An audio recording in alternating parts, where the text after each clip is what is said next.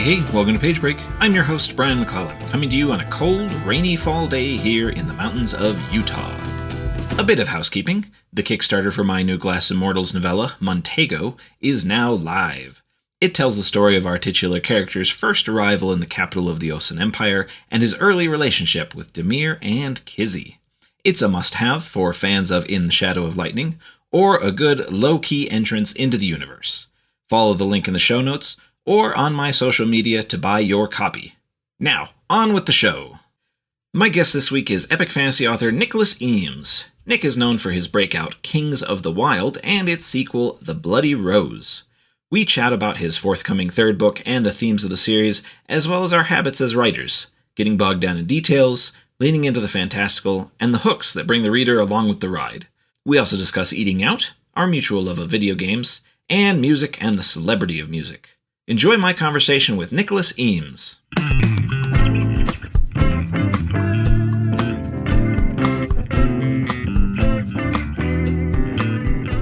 Hey man, so what games have you been playing lately? I was curious about that. Oh my god, I was about to ask you the same thing. Well, lately I've been playing, I kind of went back and finished this old school game called Trails in the Sky. Have you ever heard of it? No, I haven't. There's a series called basically the Trails series. There is, I want to say, like 9 or more in the series right now, maybe more. And the first 3 are called Trails in the Sky, first, second, and third chapter. And then there's 2 other ones that never got localized in North America, but are I think they just maybe did this summer. And then Trails of Cold Steel, which is a bit more relevant or like modern and popular. And I think there's 4 of them right now. And they all look like really good games, but when you look like where should you start, every person is like, you have to start at the beginning or there's no point. Yeah. So the early games are from like, I want to say 2004 or something like that.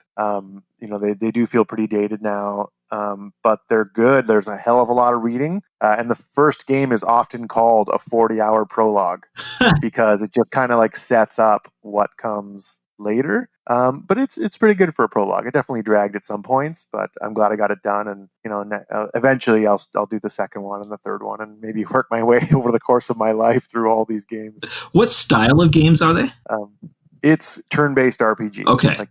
Japanese RPG. And then when I finished that, I picked up, I've been halfway through Xenoblade Chronicles on my Switch for a long time, so I went back to that.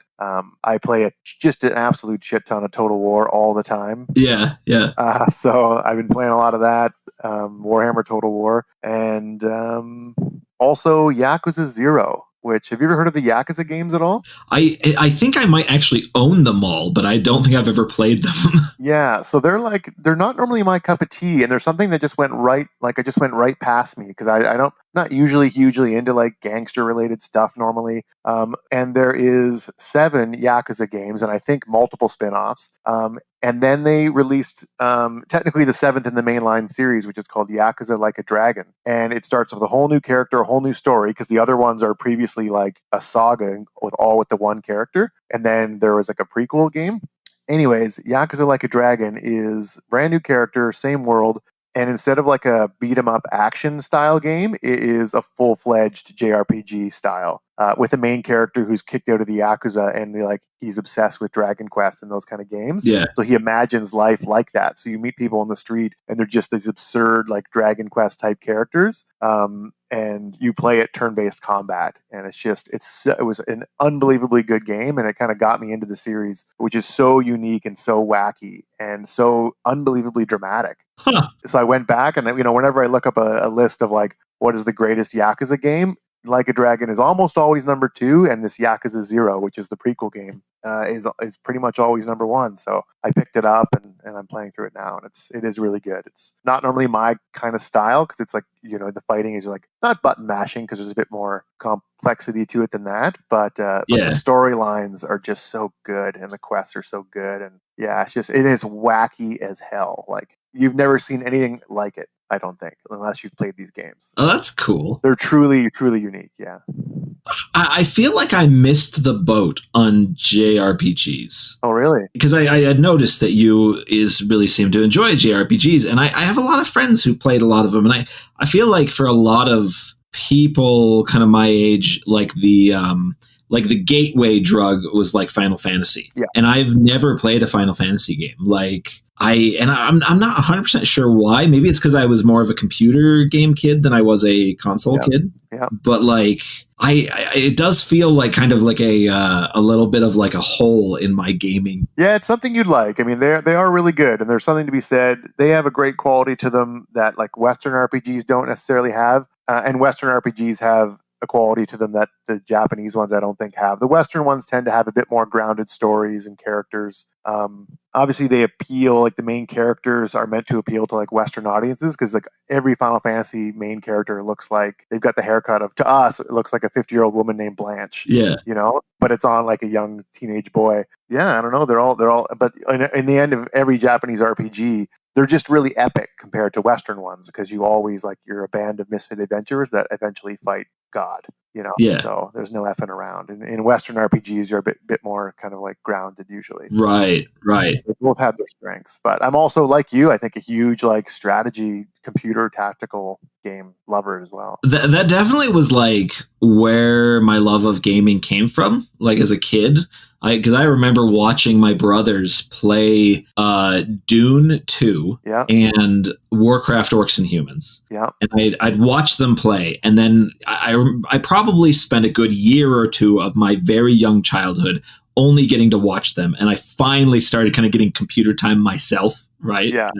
And playing those games. And so, yeah, strategy, computer games, strategy, RTS, the old school RTS. Yeah, I think Age of Empires was my first like computer game obsession. Yeah. Back when I didn't have my own computer, so I would like make friends with people, you know, that had computers in Age of Empires and be like, cool, can I sleep over? Oh, you're going to sleep? Cool. I'll just jump on here for the next 8 hours. Oh man, I definitely had a friend. One of my best friends. His family, they had a family computer that was way better than the computers that we had in my house. And his parents always bought them the games to play. And I always, like, looking back, I feel slightly embarrassed because I remember, like, we hung out all the time. I was there constantly. And whenever I got even 5 seconds alone, like I would bolt to their computer and play something on it, some game that they had that I didn't have, and you know, to an embarrassing quality. No, that's fair. I mean, I think to those of us who like, you know, we realize now how much we love video games and what a huge inspiration and part of our lives they are. You know, those are the early signs of like you're going to love this thing. And when you have such limited access to it, you know, at a time when really everyone had pretty limited access to it compared to nowadays. But yeah, what about like Baldur's Gate? Did you ever play those games at all? I played one of the Baldur's Gates through, and I don't even remember which one it was. It was for, I want to say PlayStation 2, maybe. Okay. And like I have a very distinctive memory of there being we had a long winter break because of a big snowstorm. And I went over to a friend's house and we just ordered pizza almost every single day and played this game. And I don't remember which one it was, but I never got into like, I wasn't like a religious, like I play all of the Baldur's Gate games, you know, all that stuff. Yeah. It was just a game he happened to have and we played it together. But was it like a hack and slash kind of game or was it like top down isometric tactical RPG? It was a hack and slash. It was like a top down hack and slash. Like, yeah, I mean, obviously some people may disagree, but I would not technically consider that a Baldur's Gate game. Really? That's more like a kind of a money making offshoot almost. Baldur's Gate, like pretty much, it didn't like invent the whole top down isometric RPG, but it certainly, you know, perfected it at that time. So all the games now, like Torment, I don't know if you've heard of that one. I've heard of it. I haven't played it. Yeah. I remember Neverwinter Nights was one that I remember trying to get into, and it went a little over my head. I don't even remember what age I would have been at the time. Yeah. But it was like a little too involved for kind of like where I was at gaming wise. Yeah. Well, do you play Total War at all? I have played a lot of Total War, not for a few years now, but let's see. I started off with probably the original Rome. Tons and tons of hours into that one. I played Rome 2. I played Empires. I played Medieval 1 and 2. So the answer is yes. I think I've only played a few hours of the Warhammer one. It just because I'm not like a Warhammer like junkie, like and so when I started playing it, I was like, this is a little too much for me to get into. Mm-hmm. Like to learn the lore and learn how every unit like is different because you kind of have to, when you're playing a game that like, when you're playing like Rome Total War, or even more better for me, medieval Total War. Yeah. Like every unit, I had a reasonably good understanding of what that unit would do without even having to look at their stats. Yeah. You're like, I know what skirmishers do. Right. What everybody does. And so when there's that like extra barrier of like, oh, I'm going to have to learn every single unit for a very complicated like war game. Yeah. Fair. And I don't have that anymore. I mean, in Warhammer, because now they're 3 games deep. They meant to be a trilogy, and they've got it so that now all 3 games are combined into one. Really? So there's ultimately, you have to own all 3 games for that to work. But all 3 games in one, so it's about 86 separate leaders that you choose from, each their own faction. Like, and they belong to the larger faction. Like, say there's 6 dwarf factions, whatnot. Yeah. But almost every one of them play differently than the other. The same units, but they all have a faction, like a thing that plays differently. It is so good. I mean, obviously, I'm a huge fan of historical ones as well. Yeah. But, I've always just wanted, even playing like Rome, I was like, oh, what would a fantasy, war or total war game be like? And I don't know anything about Warhammer outside of this game myself. But yeah, it turns out a fantasy total war is pretty goddamn good. No, that's awesome. Yeah. Do you ever as a writer, do you ever like look at a game and kind of go through that kind of like daydream process of like, oh man, I could totally work on a game. I could develop something that would be playable and fun for people. I mean, and then, at least if you're me, and then you realize, oh, there's so much more going on in a game development that I don't have any knowledge of. But I always wonder if other writers have that thing, once every month or so, where they're like, I should work on a game. Oh, definitely. I mean, I also think like sometimes, there's like this technology out now on Steam and on like all the consoles where you can like kind of develop your own 8-bit game. Yeah. Or pixelated game. And I always think, oh, I wonder if I have a friend who would be into the actual making of it enough. Could we make a good one, and something like that? And that's probably something I would love to do. But I do think about video game writing a lot, because it's something, to be honest, that I would actually love to do as a career as well. I was fortunate enough right before COVID to work on a game for a little bit. I got asked by this company to be a kind of a freelance writer, and did a little bit of it. So it was a pretty cool experience to just learn, the ropes a bit more about structuring narrative within gameplay elements. And it was a lot. It was pretty interesting. And I'm about halfway through your podcast with the video game writer, which is a really, really informative one as well. So well, and I'm fascinated by that kind of thing, right? Because like you and I do long form, like the longest form of writing, right? Longest of forms, yeah. And I'm fascinated by like the kind of the multifaceted nature of video game writing, because you have to be able to write things that work within the context of a game, obviously, but you also have to work with all these other people to develop the game and make it a functional thing. And I don't know, I find that stupidly interesting. Yeah, I mean, I loved it, and the thing is, I really did find that I liked working with other people collaboratively. Yeah, but kind of in hindsight, I wonder, I did like, not in necessarily a bad way, but I did butt heads with the game kind of director a few times, just because maybe that's why I was let go when COVID hit. But just when it came to basic story elements, I remember, and it could be in the game, I don't kind of want to mention it right now, but it could be in the game still, but he wanted to put an eternal day into the game, kind of to make it easier on the developers so they wouldn't have to do a whole day-night cycle. Yeah. And I was like, okay, I can work with this. It's like, so, we have to change the flora, the fauna, we have to change a lot about it. And he's like, no, it's just going to be eternal day. And I'm like, well, no, because it would be like a desert planet. You don't have the same plants. You don't have taverns. You don't have nightlife. Like, you're not thinking this through. And so I just don't think they liked that sort of, maybe attention to detail. And to be looking back, I was like, maybe I was too, aggressive about it, and I stuck to my guns too much about it, because I was like, no, you just can't. It doesn't work. Well, when we do when I did like writing classes and stuff like that, I remember one of the advice that I got a lot was, try to make as much the world, of your fantasy world, try to make it as much unique as you can. Mm-hmm. And, like Brandon Sanderson does this, obviously. Brandon's really known for this, where he'll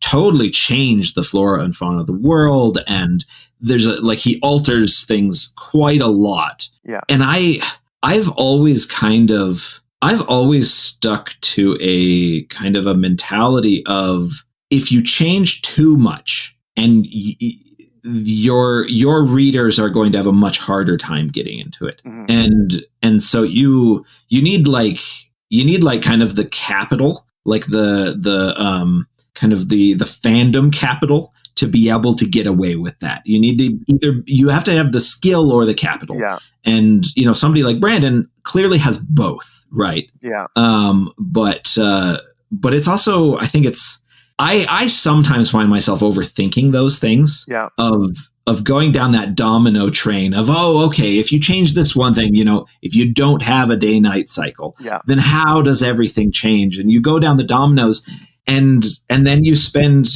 forever, world building, and you never actually get the stupid thing done, right? Yeah. I'm also one of those people who, I've spent my entire life trying to get non-fantasy readers to read fantasy books. Yeah. And watch fantasy movies, everything like that. And so I know when I set out to write my, even Kings of the Wyld, which is very unabashedly fantasy and contains every fantasy element I could possibly think of in there, but I didn't put them in there at the beginning. I wanted to make sure those first few chapters, you could kind of lure someone in before you hit them over the head with the fantasy hammer, as it were. So I've got very short, easy to pronounce names. When a fantasy element is brought up, like someone mentions a Cyclops, and it's immediately almost made into a joke. And when it comes to using monsters, although I do, put a bit of weird ones and made up some in there, I tried to use things like a goblin, because my mom, doesn't read books with goblins in it, but she knows what a goblin is.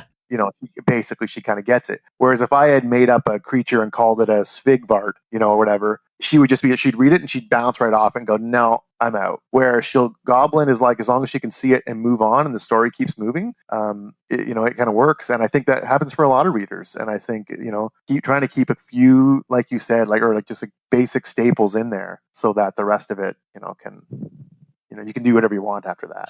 Well, and I think that, I think you did it really well with Kings of the Wyld, because you do have that kind of vibe of a D&D campaign, right? Mm-hmm. Which is usually said in a criticizing way, but I am not meaning that way at all. No, I don't take it that way. Yeah. Because the way that you almost kind of have to hang your hat on it, right? You have to say, this is an adventure novel. Literally, this is all adventure. And you're going full in on the fantasy elements and everything. But you did it with that whole kind of, with the whole rock star vibe, mm-hmm. which I think is what so many people really loved about it, was being able to connect with that rock star vibe. And because of that vibe, you were able to much easier hang your hat on the fantasy elements. Yeah, exactly. And I really like that, in terms of, because I sometimes myself, I am constantly on top of myself with my writing to remain grounded, mm-hmm. to a point at which maybe I stay too grounded, where I could go super weird in some places and then I don't. But I like the way you kind of set up your world to give yourself permission to get as strange and as fun and out there as possible. And I really respect that as someone who struggles to do that kind of thing. Yeah, but at the same time, different strokes for different folks. Sometimes people are in the mood for something a bit more grounded. I personally like books that have Svigvalds in them and weird names for goblins. I'm into it because I'm a fantasy reader. So I certainly don't begrudge, writers that do that. And reading your books, as a huge history buff, it feels like you're reading fantastical history sometimes, where someone's not going to get that from mine. So, having a vast array of stuff out there, but it just means that sometime in some other series you can go full fantasy. And, give yourself permission to let fly. It definitely is it is nice having a world where I can use literally anything, I was curious about, because I know that you are also a huge fan of anime. Mm-hmm. And anime is one of those things that I personally have a very mixed relationship with. There are some anime that I find literally some of the best media out there. I think is so cool. Yeah. Full Metal Alchemist Brotherhood is like a masterpiece in my mind. Truly, yeah. But I feel like I don't have the patience or maybe the sense of humor, or even maybe the cultural context for like 99% of anime. And I was curious, as someone who really loves anime, how you think that the kind of oddness that you find in that kind of TV, how does that affect what you're writing? Well, I mean, the thing about someone asked me once, why I liked anime, and I'm just like, I think because it can be anything. Like every show is so different from another one, and even if they have the same theme, like person dies and gets taken to a fantasy world. Once you're in there, every show is just so weird and different, and there's anime shows about everything. Like the animes I love are, there's ones that are like cooking, and the climaxes are like these cooking battles, and there are always things that before you told me before I got into it that I'd be into a cooking anime, I would never have believed you. But this one is it's just stupidly good, and I was riveted by it. Or a volleyball one with teenage high school volleyball is like one of the best animes I've ever seen. Haiku. But I understand it is kind of a hard medium to get into, especially if someone's not familiar with it. And it's almost just kind of like fantasy books itself. It's like if you're trying to get someone into it, it's like if someone says, I'm trying to recommend fantasy books, and they just recommend the most fantasy of all books to a non-fantasy reader. You're just going to shoot yourself in the foot and turn them off. So with anime, you kind of got to look at the person and be like, okay, what do you like? And I also heard a funny saying once that each anime show has its own amount of what's called anime bullshit that you have to just suffer in order to enjoy it. Yeah. And like you said, once you watch more of it, there is like a sense of humor that's very specifically Japanese. It's a little bit goofy. It's kind of very endearing. Very often it's perverted. And so you kind of have to just, put up with it. Like every anime watcher and their dog is watching that show Chainsaw Man right now, which is like a huge show. And it's really good and it's beautifully animated and there's some really sentimental parts in it. But the main character is obsessed with touching a girl's chest. And both me and my brother are just like, oh, can this please stop? Can we get this arc moving so that he can stop being like this? But you just kind of got to put up with it if you're going to enjoy the rest of it. Well, I'm kind of surprised that that things that have kind of gone mainstream still get away with that side of the skeeviness side of anime. Yeah, and they're teenage. It's a teenage boy, so you gotta okay. I guess I was a bit weird at that age too. But yeah, at the same time, ultimately, there's just a lot of epic moments, and they've got a lot of the great animes have a ton of humor, a ton of kind of sadness, and just epic scenes in them. So I think I kind of enjoy that. It's very, very inspiring to me when it comes to writing.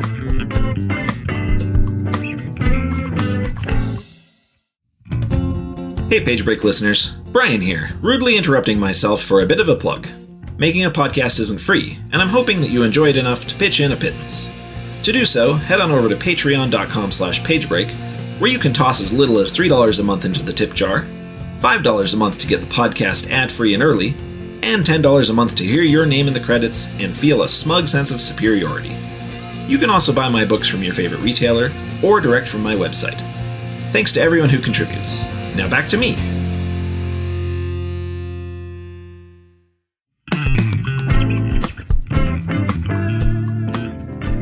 I like writing my action scenes as if they are playing as an anime in my head. That's a great... I have occasionally been accused, because this is one place where I don't ever stay grounded, is that I have occasionally been accused of my fight scenes not being realistic. And I mean, it's a fantasy novel, man.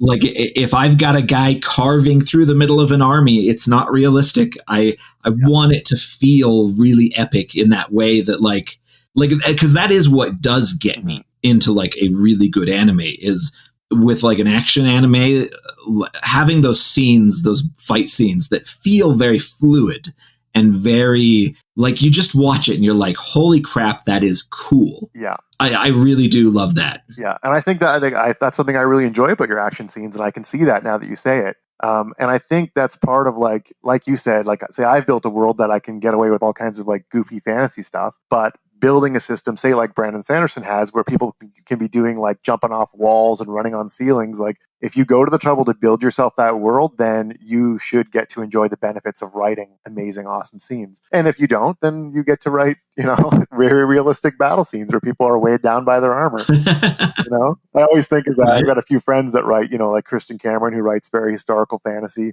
and his armor is always so realistic. People, would take, no one just rolls across the tabletop in full plate, Yeah. Whereas they do all the time in my work. I definitely run into that. Like, this is like something I do when I'm drafting the first draft of most of my books, is that I will like I'll start off trying to be more grounded, because it's my predilection. That's where I always kind of drift towards. And there will be a moment at which I finally say to myself, I just snap my fingers beside my head enough times and say, okay, Brian, I don't need to spend a half a page describing, this guy's, the weight of this guy's sword, right? Yeah. I can just have him be doing cool things. And you know what? Readers are going to like that. And honestly, I, as the writer, will enjoy writing it more than I would if I'm trying to be more realistic. Yeah. I find obviously, if an author like, once again, Christian Cameron, knows their stuff, then describing it comes so easily to them. Whereas people who don't know as much about it, like maybe you or I, we kind of struggle with it and maybe overdo it. Like when you find someone who doesn't know anything about ships trying to write a book that takes place on a ship, you're like, I get it. You researched ships. I avoid ships so strongly with my books because, oh my gosh, it's like an alien world. Truly. When you start trying to research it a little bit, you're like, yeah. Oh, it's like there's a whole new language I have to learn. Oh yeah, they are best avoided unless you really want to dig deep and go into it. Like obviously Scott Lynch with his second book, did a lot of research. You get it, yeah, and it pays off when someone does. And then you get someone like R.J. Barker who writes the Bone Ships, and he literally says, I think in an excerpt at the beginning of the book, I know nothing about ships. Don't come at me. And he just doesn't care, and just makes it up. And his ships are made of dragon bones, so you kind of get away with stuff like that. Right. And there is kind of like a thing where you have to come up with some sort of acknowledgement to yourself to be able to realize, look, there are places where I am not an expert or I'm not good at something, and I don't have to be. Mm-hmm. It's not my job to be. And if I want to write something that's set on a ship and I don't know all the vocabulary, then oh well. Yeah. And if you as the author are okay with that, and you have sort of there's almost like a narrative presence that if you have the proper narrative presence where you're not quite winking at the audience. Yeah. You're just coming shy of winking at the audience. There's this narrative presence that allows you to get away with lots of stuff. Yeah. And I don't know. I don't even know how to describe that or how I would even coach someone in creating something like that. But it's totally a thing, though, that if you get across the right sort of sense of humor or something to your audience, you can get away with not knowing jack shit. Yeah, exactly. And I think every fantasy reader or writer, when they're writing their world, talking about a journey, they think, oh, someone's gonna, look at my map if I make a map and go, oh, they took this long to get this place. I remember I was so reluctant to make a map for my book, and I love maps. I drew maps all the time. I love when a fantasy book has maps, but I was like, please don't make me do a map because I was just winging it. 1,000 miles across this forest. I have no idea how, I was just making it up. And so they made me do a map, and it worked out, fine in the end, but no one really calls on it. Ultimately, especially readers nowadays, with the kind of media that everyone consumes, I just don't think they care as much anymore. They just want to have fun and enjoy it. And so when it comes to something like distances or how does this work exactly? As long as it's cool, I think you can get away with a lot. I'm working on my 8th epic fantasy, and I am still way too obsessed with geographic precision. Yeah, it drives me up the wall. Yeah, and I'll agonize over my own maps, saying, okay, so if this is roughly this many miles, that'll take 5 days or so to get between those things. So I need to have a 5-day gap between these two scenes. And the fact is that like you said, I really don't need to. Yeah. Like I need to have it. I need to have it feel kind of right for the audience, but it doesn't have to be perfect. Yeah. But me as an author, that's one of those weird things that really gets under my skin. And it doesn't when I'm reading, just when I'm writing. Yeah, I do the same thing. And it's kind of like once you, with the first book of a series, saying this is someone who only has one series, you can wing it because you don't have a map yet or no one's seen it. But yeah, it's once that first book comes out, then you're stuck. Then you got to start looking at your map, and start. Yeah, I definitely had to do that with my second book. I was like, oh, okay, how long is it going to take to get to here?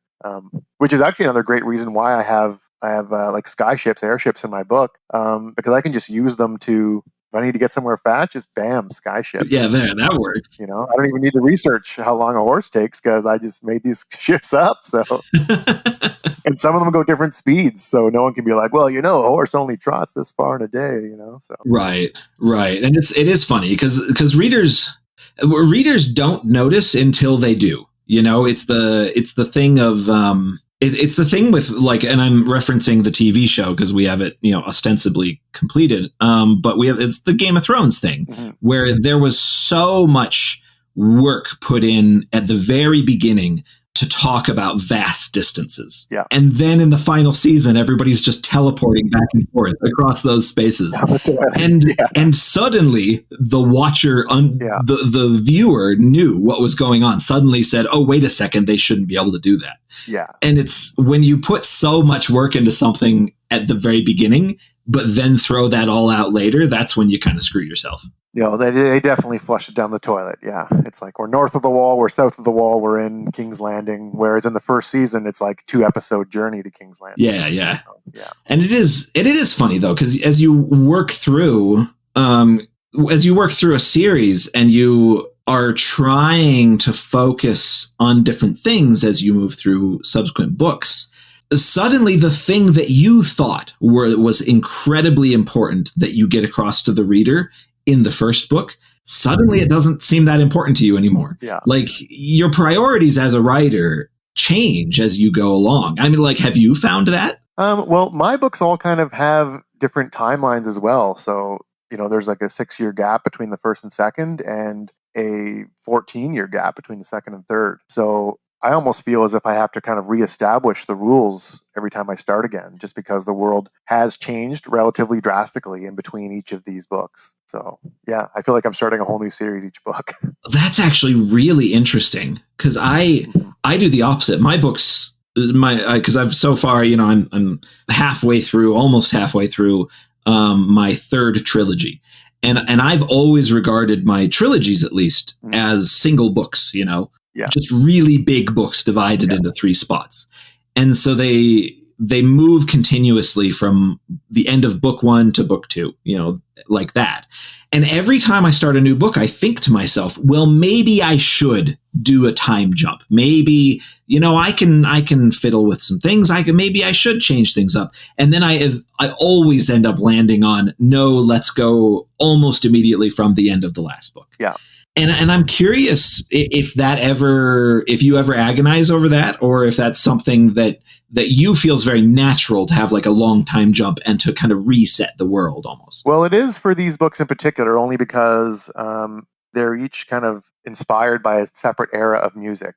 So with my first book being kind of 70s, like rock and folk music, and the second book being kind of the 80s, pop, punk, metal, that kind of stuff. And then the third book moves into the 90s, so it's very kind of based on like grunge and hip hop and that kind of music, and not only the music itself, but where the music was coming from. So like in the 70s, kind of like in the first book, there's a sense of like wonderment and adventure and rambling. Like, they had these 17-minute songs that you would never have nowadays, or at least on the commercial music. And although these bands were getting big, they were just getting big. Like, they had come from very small small beginnings, and had no clue that they were going to get so huge. And then with the second book, kind of like the 80s, these bands, they knew there was a formula to get huge, and they mimicked what came before, but did it bigger, louder, brasher, painted their faces, screamed, spiked their hair, colored the hair, did all that kind of stuff, did crazy drugs,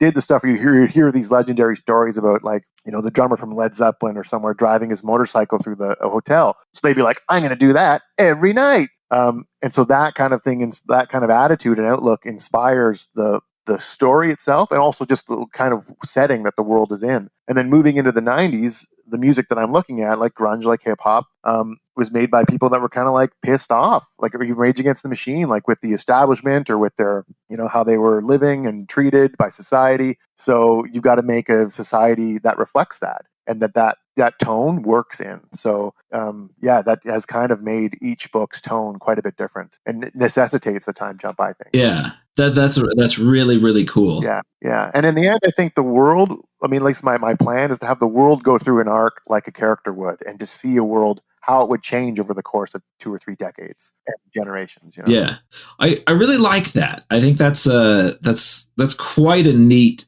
kind of approach.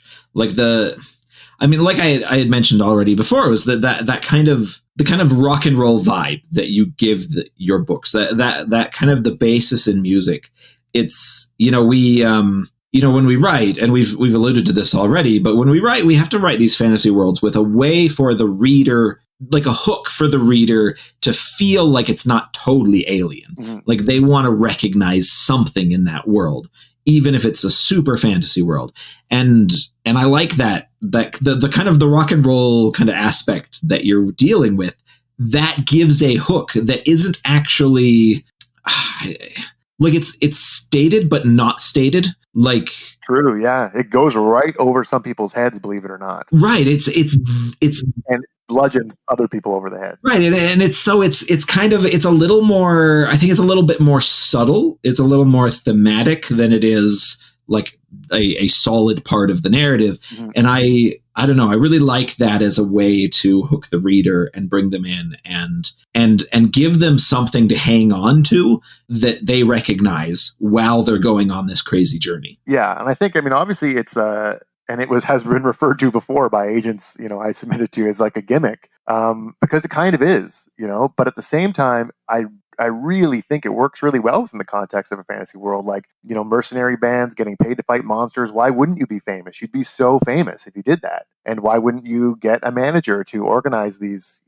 things for you, and rather than do it yourself? So, and then why wouldn't when you'd cleared out all the goblin caves and saved all the towns and things were getting like short and glory was in short supply, why wouldn't you just, we'll just make arenas? Like, why would we go into this poison monster infested forest? We could just tour from town to town, sleep in an awesome inn, throw a party, go to the arena, fight the monsters, be famous. So I feel like it's a pretty good evolution. And I think with the third book, it kind of moves on, like how that concept evolves. I think it works really well within the context of a fantasy world. So although it did 100% begin as a gimmick, it's definitely evolved into something I think works pretty cohesively as a fantasy world structure. Well, and it's funny because gimmick is, it's a word that, has negative connotations, but mm-hmm. but you have to have a selling point when you're taking a book to an agent or an editor. Yeah. Like you have to have you have to have a hook for them. Yeah. You have to have the hook that brings the reader along for the ride, but you also have to have the really easy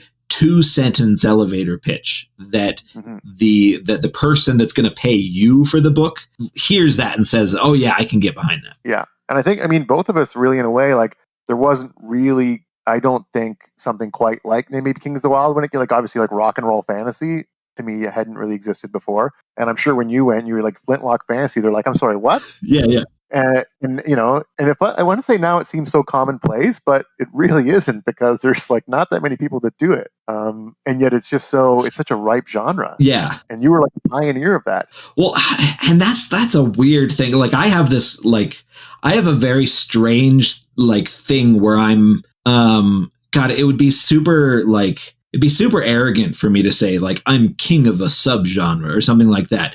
But there's like a small way in which I am like, I'm at the front of the wave for a small subgenre in epic fantasy.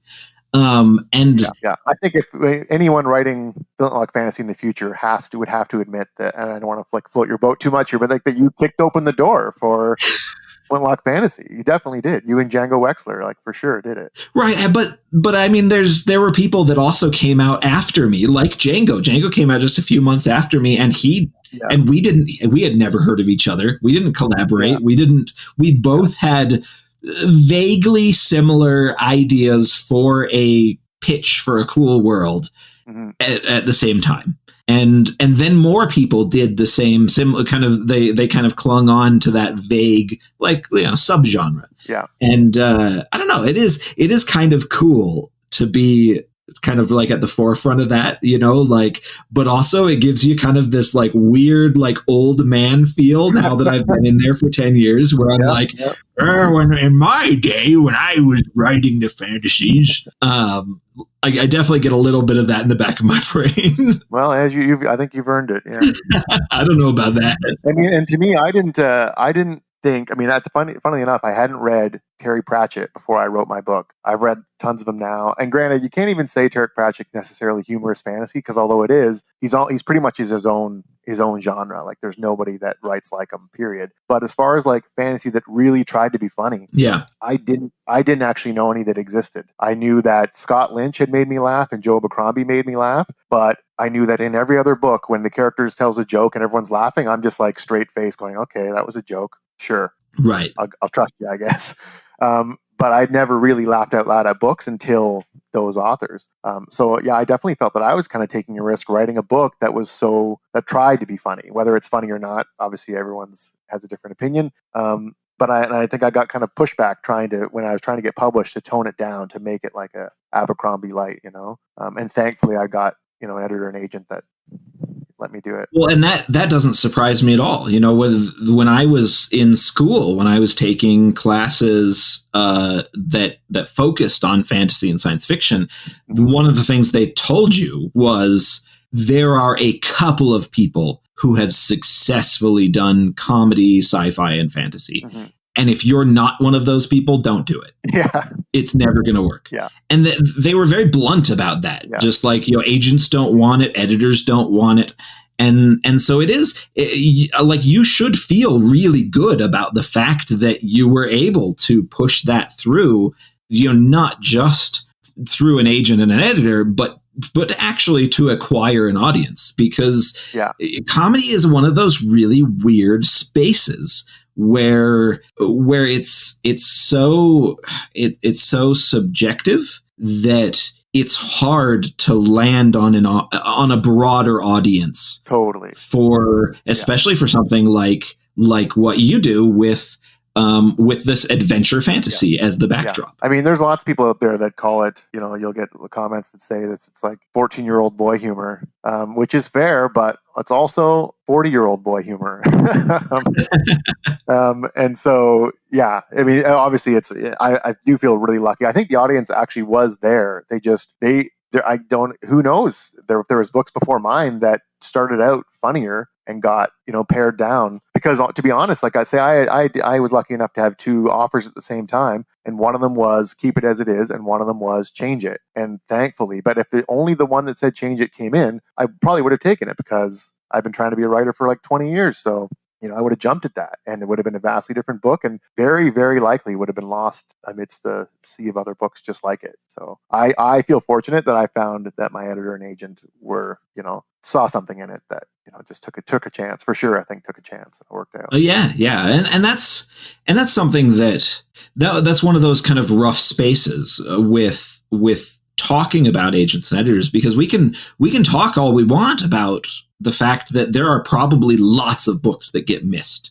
Like you mentioned, maybe there were lots of funny things that ended up getting pared down or didn't find success and things like that. Yeah. But I do always try to remember that like agents and editors are just people trying to do a job, like almost with a Ouija board, like 100%. Figuring out what a broad audience will actually enjoy. How do you do that? Yeah. And they've got to, and publishing gets accused of saying like trying to repeat successes, but you've got to, like you want to, and same with an author tries to repeat success as well. Oh yeah. You try to make your second book like your first book. You try to make your second series appeal to the people who liked your first. So you definitely can't blame them for not wanting to take crazy risks, especially, in publishing's precarious situation these days. So yeah, I absolutely, cannot blame anyone for any of the choices they make ultimately. I saw a review for my latest book, In the Shadow of Lightning, and it's a whole new series. And I saw a review that was basically like, this felt a little too much like Powder Mage. And in my brain, I just went, yeah, man, I've got a mortgage to pay. Yeah, like, exactly. Of course it feels a bit like Powder Mage. Yeah.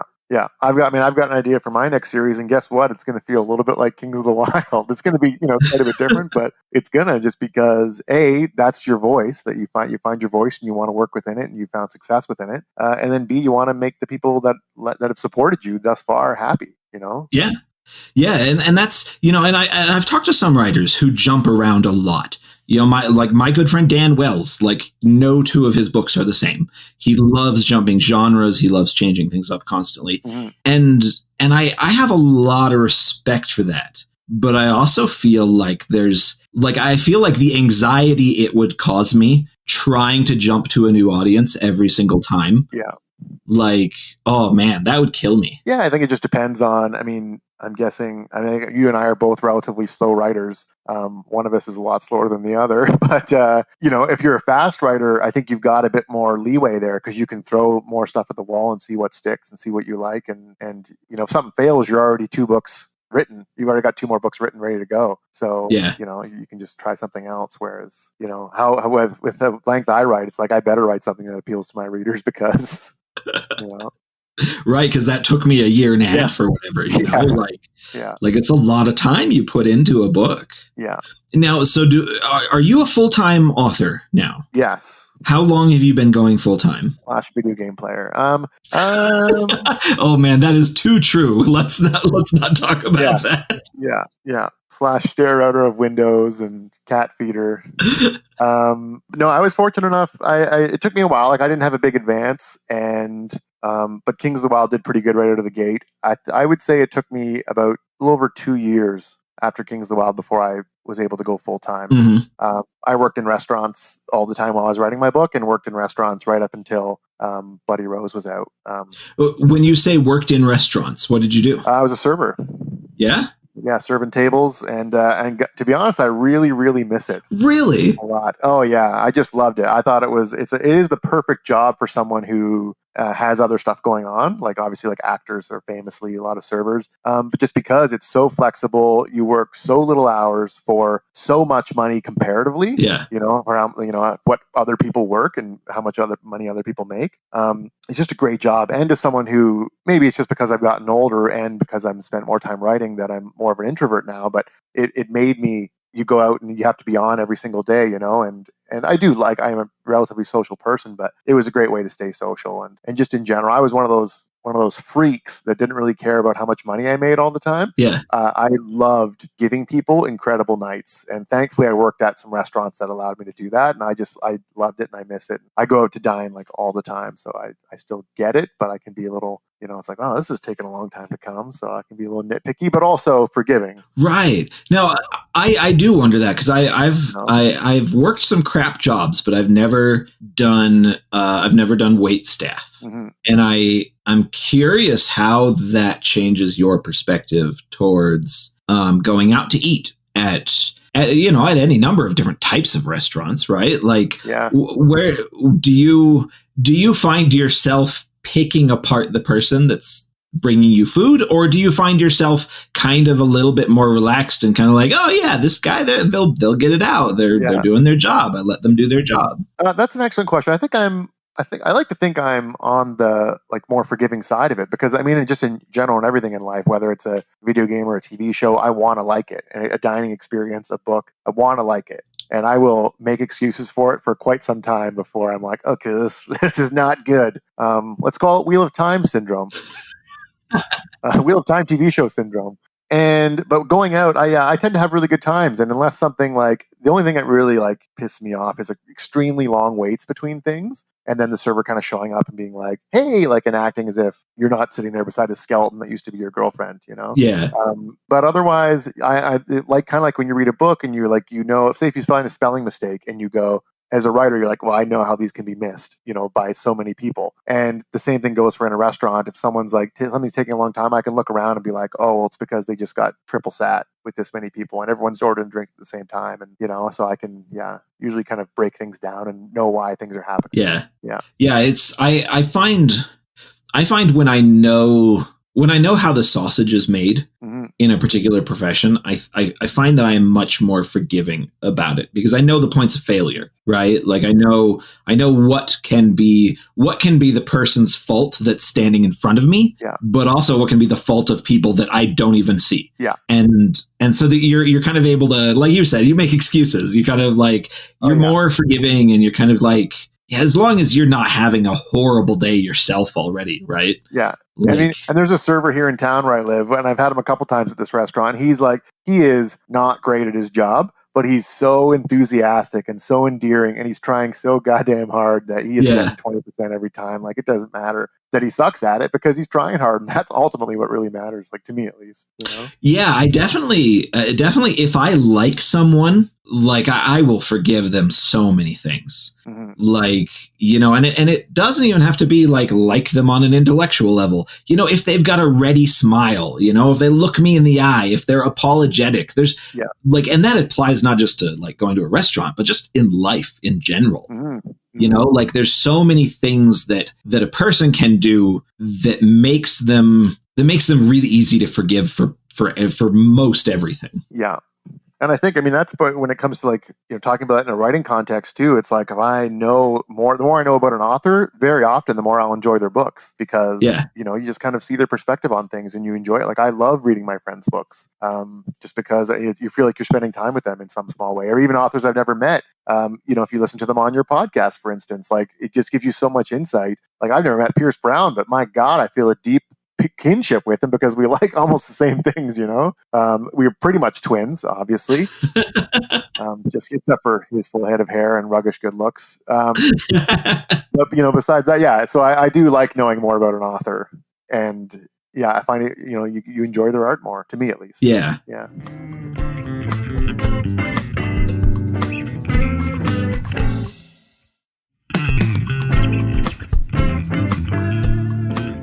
Yeah, it is interesting because I do run into some people that are going to have that belief in kind of the death of the author, right? Like you ignore that person, and you ignore the fact they exist completely. You don't think about their politics or their habits or their likes or dislikes. But I don't know. I've always kind of erred on that side of, I kind of want to know about this person. And if I find out that they are a scumbag, I probably will enjoy what they do less. Yeah, 100%. There's like this school of thought. My wife and I talk about this a lot. There's this school of thought that is almost like you had to create really deep art. You kind of have to be this horrible, tortured person. And I super don't believe in that. No, definitely me neither. Like life experience is definitely important. I like very much so. Yeah, no, but I know what you mean. It's like, say, if you have kids, you're gonna bring a different perspective to everything that you write, and you could definitely say it's going to make you better at, say, I don't know, writing those kind of scenes or writing from that kind of perspective. I sure don't want kids, so no, thank you. But it just depends on. Yeah, there's. Ultimately, everything that happens to you in life will. Yeah, but like. I guess my thought is that art isn't an excuse to be a douchebag, right? Like it's not an excuse to treat people poorly, or lash out, or do huge amounts of drugs or whatever it is your poison is, right? Yeah.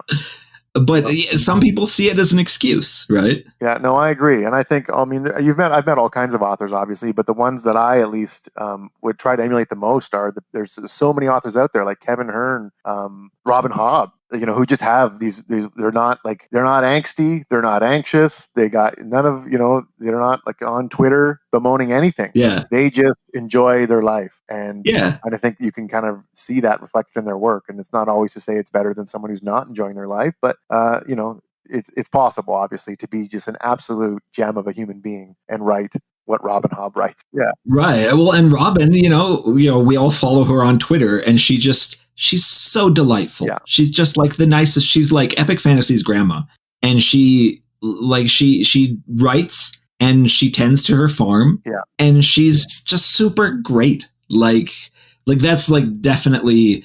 she writes interesting, deep, crazy things, sometimes very dark things. Yeah. But also she, feeds the geese, right? Like, yeah. Thankfully, writing is different than, say, rock and roll that way, where a lot of, people in rock and roll music felt they had to obliterate themselves in order to, create art. I watched a few years back. I watched this Tom Petty documentary. I just forgot the name of it, but it's like 4 hours long. Yeah. It's amazing. I think it might be Running Down a Dream. But the thing that I came away from that with was this realization that some of these, even these incredibly world famous rock stars, are really just normal people who happened to get big. Mm-hmm. And Tom Petty very much comes across from that. Yeah. Because he is very clearly a genius and very clearly a professional, like good at what he does on like a really deep level. But he also he was a guy who he wanted to make music, and he wanted his friends to make music. And I thought that just so dang cool. I highly recommend that documentary. Yeah, I'll check it out. And ultimately, music today, obviously, there's a lot more manufactured stuff, so it's not always the case, but there are obviously definitely artists that start, very small and get really huge. I think back then, in Tom Petty's day and age, there wasn't too much precedent for huge. Like, there was the Beatles and Elvis. So yeah, pretty much everyone, like someone like the Rolling Stones, and when I was doing research for Kings of the Wyld, I read a lot of these biographies, and they were their first albums. They were making them in like empty houses, so that the drums would reverberate a certain way, and they had to be really do this rudimentary sound engineering that these days you just wouldn't do. You just do it in the studio. So yeah, they definitely had to start from the grassroots kind of way, and there's something really cool about that. Did you watch that massive Beatles documentary that came out? No, I don't think I didn't. It's like 8 hours long. It's like a big thing. It was all restored by Peter Jackson, I think. Yes, I remember it was pretty big. Yeah, but that one was interesting. I really liked it. And part of what I really liked about it was the fact that you had these guys that it was their final album. They were the biggest rock stars in the world. And they were still talking about trying to make sounds like you were mentioning, like echoing various things. Like they're moving around equipment, they're banging on walls, they're just making this shit up. And they're the biggest people in the world, right? And I absolutely love that. Yeah, well, that's cool. Maybe I'll check it out one of these days. There's a humanizing element to seeing how that kind of thing is done, even at the very highest levels, that I really love. So I've been keeping you for quite a long time, and I like to finish up every one of these episodes by asking a question to everyone, which is, what's the last thing that you ate that blew your mind? Well, as you know, I'm a longtime Page Break listener, so I was ready for this answer. And I'm actually going to go pretty far back for this one, only because, like I said, I do eat out quite a bit. There's been a lot of amazing meals, but if we're talking mind-blowing, you and I share a Spanish publisher, I believe. Oh, probably. In Gamon. Yeah. And I was fortunate enough to get to go there last November for the 42 Festival. And when we were there, my girlfriend and I just kind of wandered around Barcelona and found just a hole in the wall restaurant and ate a very typically European meal, and that it took 3.5 hours to get through everything. Really took our time, drank a lot of wine, and at the end we ordered a tiramisu. And I've always been I love chocolate. I love coffee too, but I love chocolate. There's a chocolate cake, I'm ordering that. And I was just so about tiramisu. And we tried this tiramisu, and it was the best thing I've ever tasted in my whole life. Oh. And I was like, this is the pinnacle. I didn't realize that tiramisu was the pinnacle of all food. And I will probably spend the rest of my life chasing that exact taste, because I've had, 8 since then, and none have come quite close to it. So a tiramisu in a hole-in-the-wall restaurant in Barcelona was the last thing that blew my mind. That sounds awesome. When I don't know, I think I've reached a point, because when you're younger and you start learning about fancy desserts, everything's kind of exciting and holy crap, this is going to be amazing. But I feel like I reached the point right around when I hit 30, where desserts, even when I got a really fancy one, they all tended to taste kind of the same. And so when I get something that's truly unique, that elevates what I'm eating Oh my gosh. Like an elevated dessert is just, Yeah. it imprints itself on your brain. And boy, did this ever. Like, and I mean, like I said, go to a lot of restaurants. I make a lot of food too. And just that one was mind blowing. It was so good. That's fantastic. Yeah. I really love that.